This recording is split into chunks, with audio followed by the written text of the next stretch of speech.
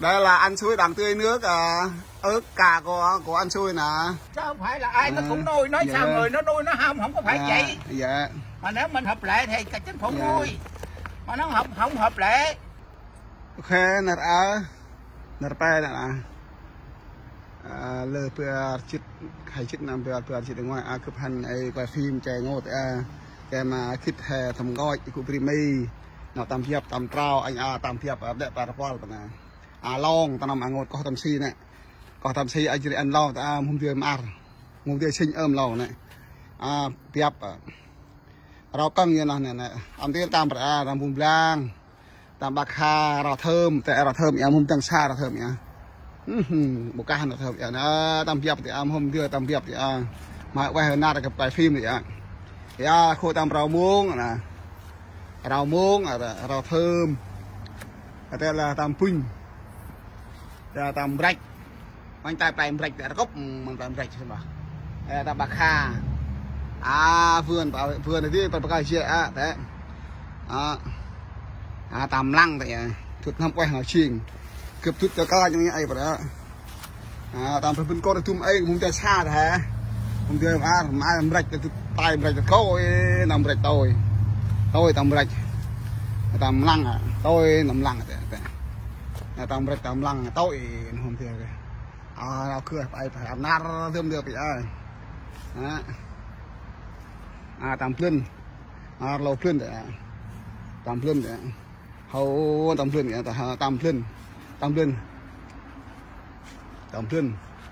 hầu để anh chơi ơi có thông nói chuyện gì không nước Mỹ nó có trong giờ này kia nó có nói cho bà con biết không ở đâu là con coi như là cũng trồng trọt bằng ăn thôi tại mình không trồng không có ăn thôi thì nói như vậy thì anh Xui đứng đây là nói chuyện nè mà mày cầu đây anh Xui ơi nói chuyện mày cầu đây quay ghế nè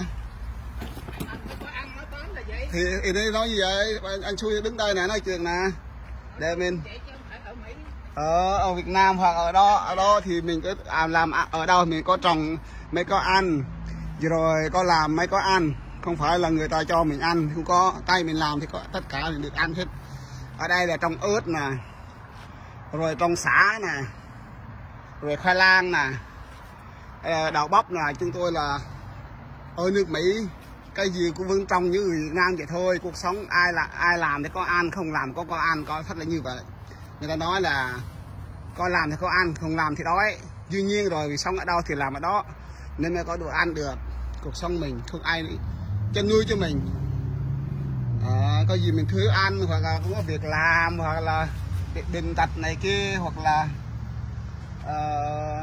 có hoàn cảnh nào đó nên cái này giúp thì có lẽ mà mình có sức có khỏe mà có thời gian tốt mà Chúa ban cho mình chúng ta thì chúng ta phải làm việc thì có đồ ăn vậy thôi.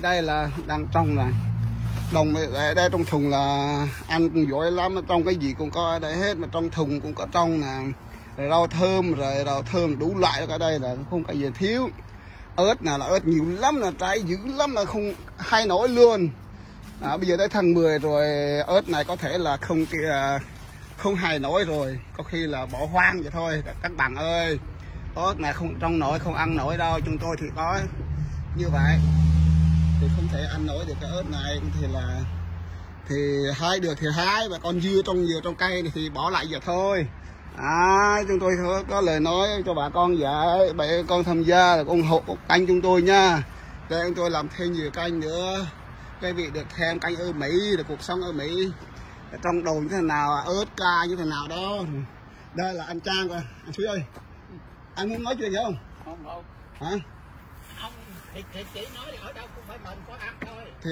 anh Suy nói vậy anh lấy gì lại nói đi có nhớ một câu đó thôi ở đâu cũng vậy phải mần mới có ăn dạ không làm không có ăn hả không có ăn có ăn nuôi mình anh Suy ơi có ăn nuôi mình không anh Suy hả có ăn nuôi mình không có hả có mà tùy theo tuổi tác chứ không phải ai nó cũng nuôi dạ ok đúng rồi con người mình phải như vậy nếu mà anh hợp lệ dạ có nghĩa là giấy tờ anh hợp pháp dạ thì nó sẽ nuôi anh suốt đời dạ còn nếu không có là coi như là nó chờ đứng ôm bạn lên đường đó. Dạ đúng rồi. Con người cuộc sống ở đâu nó là mình hợp pháp là coi như mình 65 tuổi trở lên là chính phủ Mỹ nuôi mình tới chết. Dạ. Mình sống ở đâu phải làm cho anh xui ha. Đâu phải là xong thì vừa người ta nuôi không phải được ha. Chứ không phải là ai nó cũng nuôi, nói sao người nó nuôi nó không có phải vậy. Dạ. Mà nếu mình hợp lệ thì cả chính phủ nuôi. Mà nó không hợp lệ, tức là chui trốn rồi này kia nọ đó là anh xui năm nay mấy tuổi rồi? 74 ôi. Anh xui năm nay 74 tuổi, anh Vinh làm được rau ha, trong ớt rồi trong cà không?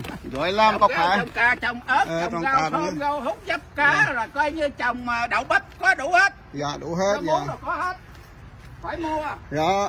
Đó anh xui có nói hôm nay đó anh là 76 tuổi, anh Vinh trồng cà trong ớt ở Mỹ là Vinh sống được, trong anh cũng về hưu. Anh không làm nữa, anh Vinh sống được là trong cà trong ớt. Nhưng cái gì đã trồng rồi mình không cần mua nữa, mình sẽ đã có rồi, cái gì thiếu thì mình mua. Anh xui nói như vậy, anh cũng là 76 tuổi anh Vinh làm việc như vậy. Đó. Thì và xin các bạn trong hộ canh chúng tôi đã xem như là canh ở Mỹ. Rồi anh xui ở đây xe cộ con cái nó ở đây nè đó, này nó Vinh trong ớt trong cà nha bà con ơi. Bây giờ là phơi hột giống năm tới còn sống thì trồng mà chết thì thôi đó nè. Anh xui nói là đây là hạt giống nè, con xong để trồng là chết thì hết thì nhá bà con ơi. Dạ thôi, dạ là vui, cảm ơn bà con đã theo dõi kênh như vậy ủng hộ chúng tôi. Đây là anh xui đằng tươi nước ớt cà của anh xui nè. Cây gì ở trong cái này đào bóc hoặc là ớt cà, rau muống, rau thơm thì cà tím rồi đầy đủ ở đây là anh xui đằng tươi nè bà con ơi. Cuộc sống anh là 74 tuổi, anh Vinh làm việc nhiệt tình. Bà con cứ theo kênh nha, coi nha, thì anh xui làm nha. Ớt cà của anh xui nè, ngày nào cũng là ở vườn rau thôi. Đây là vườn rau ớt cà của anh xui nè.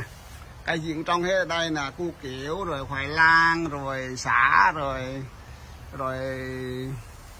đủ loại hết đó, cu kiểu mà đó, hoa đó, đây ớt nè, bây giờ đang trái già nhiều lắm rồi bà con ơi. Ai thiếu ớt thì qua đây mua ớt nha, ở đây có bán ớt luôn đó, giá rẻ thôi. Anh xui ơi, anh xui bán ớt một phao bao nhiêu, mấy đồng anh xui? Bán ký à? Bán ký hả? 1 ký nhiêu vậy? 1 ký 10 mấy đồng gì đó. 10 mấy đồng dạ, ok như vậy anh xui có bán. Cũng mấy trăm ngàn đó. Dạ với 10. Anh nói anh xui 230 ngàn nha. Dạ cho mình. Anh xui nói là 1 ký 10 đồng, ai mua ớt thì tới đây mua. Mà người ta năn nỉ mua chứ không phải là muốn bán đâu à. Dạ dạ. Không phải muốn bán, anh xui nói ai đang đi mua ớt đây là ớt rất ngon, dài, cay, đẹp. Đó bà con. Đó. Coi như là bán với là giá hữu nghị đó. Dạ. Ai cũng bán. Dạ anh xui nói là cái đây bán giá hữu nghị á. Dạ. Cái đó là hữu nghị á, mình bán được 1 ký 10 đồng ha anh bà con ơi. Thì anh bà con cần mua ớt thì tới đây mua nha. Ca năm này là mất mùa, trái ít. Còn cái là ớt năm nay là đặt yêu cầu. Vừa là cu kiểu, vừa lá khoai lang, rồi lá rau muống nhà bà con, cái gì đó bác Hà, cái gì là bà con cần mua thì tới đây mua. Yêu cầu như vậy thôi bà con ơi. Thế đây là xin thêm kênh nha bà con, như vậy xin bà con chân thành cảm ơn bà con đã quan tâm theo dõi những cảnh chúng tôi đã quay trong vườn của anh xui nè. Như vậy thôi bà con, cảm ơn hết. Khalamonประเทศนาเปล่าเลือไปแค่เป้าน้ำเป็นประสิทธิ์มาให้คาร์มอนประเทศไปฟิล์มเชื่อมโบปตามน้ำเชื่อฮะเชื่อผู้ที่จะมาแต่เชื่อผู้ที่นะฮะอยากตาได้ไปได้เคยไปทำมันนะฮะตาพุ่งตำโบตำเพียบตำโบประเดี๋ยวไอ้นั่นเราหัดวันแท้áp ơi na mua bà đây lệ lai và cả hợp dụng lên mua này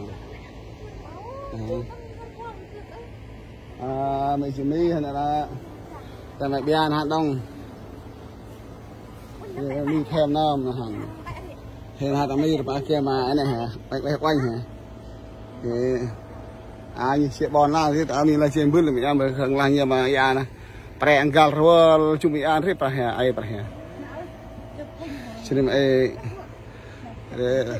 ai đi hay mình và mình ăn xe anh ra tụi mình hay bún nò nằm cà lè anh ra tệ quá tệ. Muốn chưa là